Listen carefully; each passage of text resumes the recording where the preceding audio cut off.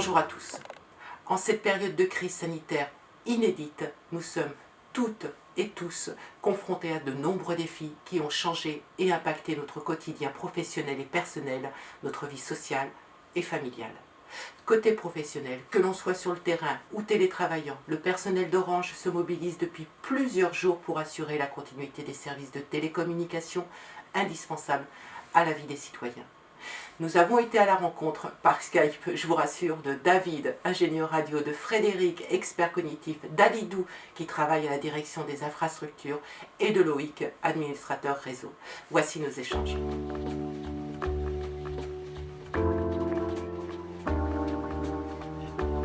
Aujourd'hui, comment tu vis ce confinement ? Comme un hamster dans une cage. D'accord, avec tes managers, ça se passe bien ? Oui, ça se passe bien. En fait, ils ont mis en place un nouveau Plaza, ils ont réduit le délai pour les réunions d'équipe. Ils ont mis aussi un groupe sur WhatsApp pour que les salariés s'échangent, en fait, que ça soit pas forcément une solution purement descendante, mais un peu plus transverse, si tu veux. Ça permet, en fait, d'avoir des nouvelles d'un peu tout le monde par message. Et puis, de temps à autre, j'essaie d'appeler les collègues au téléphone, l'histoire de les entendre et c'est plus convivial. Merci David. Loïc ? Donc, je suis exploitant réseau à la direction des infrastructures. On traite tout ce qui est incident sur les infrastructures qui hébergent nos services. Notamment, on est en charge l'exploitation de ce qui vous permet à vous d'accéder à distance, donc les accès VPN. Donc voilà, nous on est surtout là-dessus en fait en ce moment depuis qu'on a mis en place vraiment le confinement avec l'augmentation du nombre de connexions à distance. Donc on est plutôt occupé à ça, puis à traiter d'autres incidents qui sont générés par le nouveau comportement qu'on peut avoir du coup à la maison en fait. On voit qu'il y a des pics de trafic à des heures répétées tous les jours de la semaine en fait. Donc il faut qu'on adapte nos réseaux et nos infras pour répondre aux services. Tu m'as parlé tout à l'heure des pics de charge. Oui. En fait, on constate le soir en fait, on constate que on a plus de trafic qui arrive sur les coups de 19h30, 21h. Chose qu'on n'avait pas forcément avant. C'est-à-dire que dans la journée, les flux sont assez lisses, les utilisations sont assez lisses. Et le soir, on constate que sur certaines infras, il y a des pics de trafic. Merci Loïc. Frédéric, voilà. Je suppose que tu travailles en équipe et que tu n'es pas dans ton bureau tout seul à travailler. Alors, oui et non. C'est-à-dire que toute mon équipe, elle est à Paris et moi, je suis à Lyon. Donc, avant le confinement, effectivement, j'étais assez souvent à Paris. Forcément, j'y allais à peu près une fois par semaine pour justement voir les autres gens de l'équipe et puis échanger. Sachant qu'il y avait aussi avant, évidemment, beaucoup d'échanges par téléphone. Aujourd'hui, j'ai une stagiaire que j'ai accueillie à Lyon pendant une semaine et après, on s'est retrouvé en confinement. Donc, la stagiaire, elle est aussi en train de bosser chez elle. Donc en gros là, je fais du Skype tous les jours avec elle. Et ensuite, ce qu'on a fait nous au niveau de l'équipe, 2 fois par semaine, on fait ce qu'on appelait un café Skype, mardi, jeudi, à 9h30. On a un rendez-vous téléphonique et puis on fait notre café, chacun a son café chez soi et puis on discute, on échange. T'as des enfants ?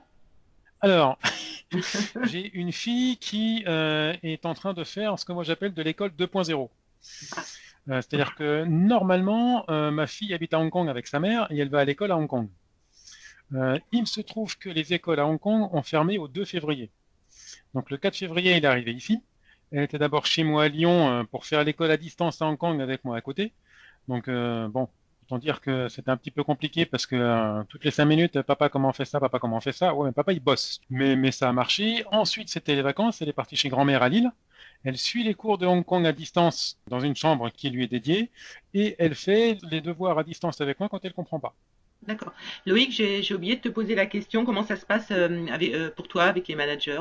Écoute, on a depuis pas mal de temps en fait au niveau des équipes d'exploit avec la supervision, on utilise un logiciel qui s'appelle Mattermost, donc avec aussi les équipes d'Alidou. Donc en fait, on a des chans qui nous sont réservés, donc on peut déjà échanger par ce biais. Et là, en fait, maintenant, on a mis en place donc tous les matins de 9h à 9h30. On a notre manager qui ouvre un pont téléphonique, donc pour discuter en fait un peu, comme quand on est au bureau au café ensemble. Voilà, chacun boit son café et puis on discute des problèmes de la veille ou de ce qui se passe ou complètement d'autres choses. Donc voilà, on a une petite demi-heure comme ça le matin pour échanger. Et puis après, on reste quand même en communication assez régulièrement, donc il n'y a pas vraiment de soucis en fait. Honnêtement, ça se passe bien. Merci Loïc. Toi David ? En fait, j'ai plus souvent l'équipe en interaction que le manager, en fait. Déjà, c'était comme ça déjà un peu avant, parce que Ok. c'est le métier qui veut ça aussi, en fait. On a une grande autonomie, du coup, on n'a pas forcément besoin d'avoir le manager tous les jours en face de soi. Toi, Elidou, comment ça se passe?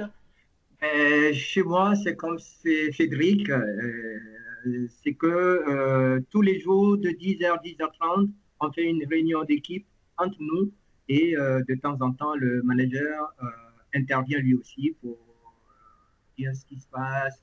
Et s'il y a des infos descendantes, il partage avec nous sur le pont. Comment toi, tu vis le confinement? Ben, je vis dans une maison où de temps en temps, je sors pour aller dans le jardin derrière la maison. Depuis l'année dernière, j'ai commencé à faire 2 jours de télétravail, donc je suis quasi habitué. Sinon, ça ne me pose pas de problème particulier. En tout cas, Christine, moi, ce qui me manque le plus, c'est d'aller courir, en fait. Plus j'avais l'habitude d'aller courir, surtout bah, ceux qui connaissent Paris, du côté du parc Montsouris, cité universitaire, c'était plutôt un quartier agréable. Et même si là on peut, je me l'interdis parce que on est confiné, qu'il faut carrément pas abuser en fait. Le risque est tel que je préfère rester chez moi. Et paradoxalement, j'ai clairement pas la motivation de faire du sport à la maison en fait. Et toi, Loïc, le sport? D'habitude, je marche en fait. Enfin, mine de rien, je marche parce que je vais au bureau à pied. Donc, je fais ma demi-heure de marche en fait sur le trajet pour aller au boulot. Là, c'est plus le cas. Donc, il va peut-être falloir quand même faire un petit effort. Mais pour l'instant, on va attendre la semaine prochaine. On ne sait pas jusqu'à quand on va encore rester confiné aussi, hein. Le bon sens indiquerait qu'il faudrait au moins 2 semaines de plus pour vraiment être sûr en fait. Je veux dire, à l'heure actuelle, on est déjà en galère côté soignant. Euh, Si ça peut leur permettre d'être soulagés, de traiter les gens qui en ont besoin et de limiter les cas. Et toi, Frédéric? Là où ça m'a un petit peu, j'allais dire énervé, bon, c'est la faute de personne, mais c'est ballot, c'est que je devais commencer de la kiné, j'ai eu droit à ma première séance de kiné et le confinement est arrivé après. Cela dit, j'ai mon médecin qui m'a dit de faire 20 minutes de vélo en pédalant dans le vide.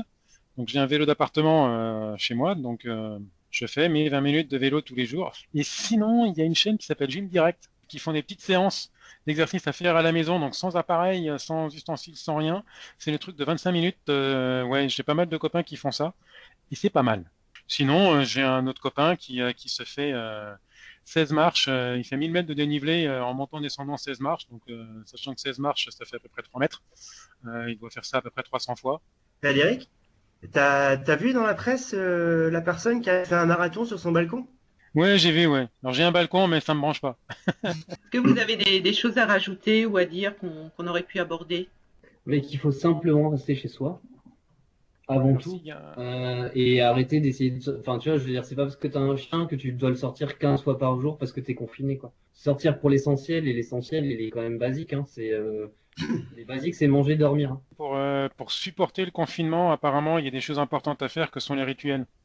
C'est-à-dire, tu te lèves tous les matins à la même heure, tu continues à te lever comme si tu étais au boulot, tu prends ta douche, tu prends le petit-déj, enfin, il faut rythmer la journée, quoi. Pour ceux Oui. qui ont du mal à supporter le confinement, il faut vraiment rythmer la journée pour avoir des points de repère, pour se dire, ah tiens, à 4 heures, je prends mon café, c'est donc j'attends 16 heures, et à 16 heures, poum, je prends mon café, et j'arrête de bosser à je sais pas quelle heure, et puis voilà, quoi.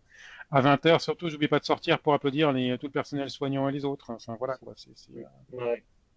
Par contre, quelque chose que je remarque en télétravail, je sais pas pour vous, mais j'ai l'impression que la plage horaire du travail a grandi. La volumétrie de réunion, c'est plus prononcé que comme si on était au bureau, en fait, si vous voulez. Et effectivement, comme tu es chez toi, tu as du mal à décrocher.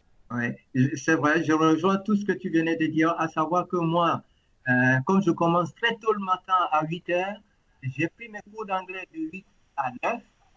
Donc, dès 8 heures, je commence et ma journée finit aux alentours de 17h30. Donc, c'est long, la journée. Quand tu es au bureau, tu as les collègues, tu peux discuter, il y a toujours un truc qui traîne, tu as l'oreille qui traîne, t'es pas forcément tout le temps à 100% sur ce que tu es en train de faire, ou en tout cas, la concentration n'est pas la même. Moi, je vois, c'est pareil, hein, même s'il y a des moments où je me dis, bah, tiens, je prends 5 minutes ou 10 minutes pour aller étendre le linge parce que j'ai fait une machine où je vais prendre l'air vite fait.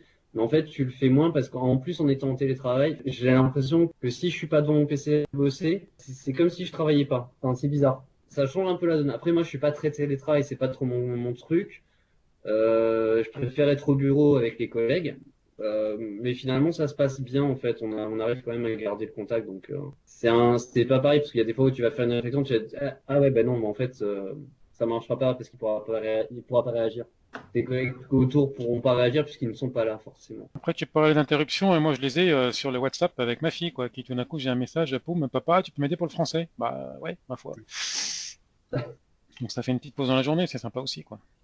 Oui, oui, clairement. Bah, il faut gérer. Hein. Enfin, voilà, faut s'autogérer. Hein. C'est clairement. Bon, en tout cas, Christine, j'ai une pensée pour les collègues techniciens, les gens qui sont sur les plateformes aussi de téléconseillers. Ça doit pas être facile. Du coup, voilà, une petite pensée pour eux, quoi.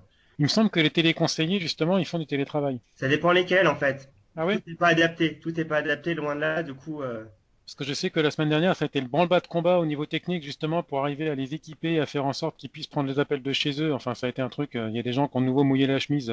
T'as la grosse machine qui se déploie, parce que je crois que, alors je dis une bêtise peut-être, mais je crois qu'ils sont 12 000. Et il y en avait 1000 ou 2000 seulement qui étaient vraiment équipés, qui le faisaient déjà avant. oui. Et c'est clairement pas suffisant pour prendre les appels. Et du coup, apparemment, il a fallu déployer je ne sais combien de PC, de trucs et de machins pour que les gens puissent bosser. Et apparemment, voilà, ils l'ont fait. Donc je pense qu'il y a des gens qui n'ont pas dû beaucoup dormir la semaine dernière, mais Bah, même pour les équipes de Loïc, en fait, au niveau des VPN, en quoi, en 10 jours, 2 semaines, même pas, ils sont passés de 26 000 connexions à peu près 80 000. 72 000, ouais, Ouais, j'avais vu, ouais. mais ouais, ça a été bien géré. C'est vrai que de notre côté, on a pu mettre en place assez rapidement en fait bah, de nouveaux concentrateurs, enfin, concentrateurs VPN. Donc c'est des équipements qui vous permettent en fait de monter les VPN à distance. Alors après, nous de notre côté, c'est vrai que côté infra, c'est surtout les accès à distance qui nous prennent quand même beaucoup de temps, ne serait-ce qu'en surveillance pour que ça tourne, qu'on voit que les équipements supportent la charge, que ce soit pas dégradé, qu'on surcharge pas les équipements qui sont autour. Enfin, après, c'est tout un écosystème, donc du coup, c'est celui-là qui en ce moment effectivement prend beaucoup de temps à nos équipes en fait. Mais chapeau bas parce que ça tourne, quoi. Ouais, c'est beau. Non, franchement, C'est, c'est top, hein, et de voir qu'on est capable de le faire en si peu de temps. C'est vrai ce que tu dis, Loïc, à savoir que côté déploiement, dans mon équipe, des gens comme Anthony ont anticipé beaucoup de choses. Lundi, pas ce lundi, pas hier, mais la semaine dernière, il était obligé d'aller chercher un équipement sur Nanterre pour l'amener à Val-de-Reuil. En tout cas, bravo à tous les collègues qui ont été spontanés et vite, c'était chaud. Avec l'équipement sous le bras. Oui. En tout cas, merci à tous et puis bravo à tous.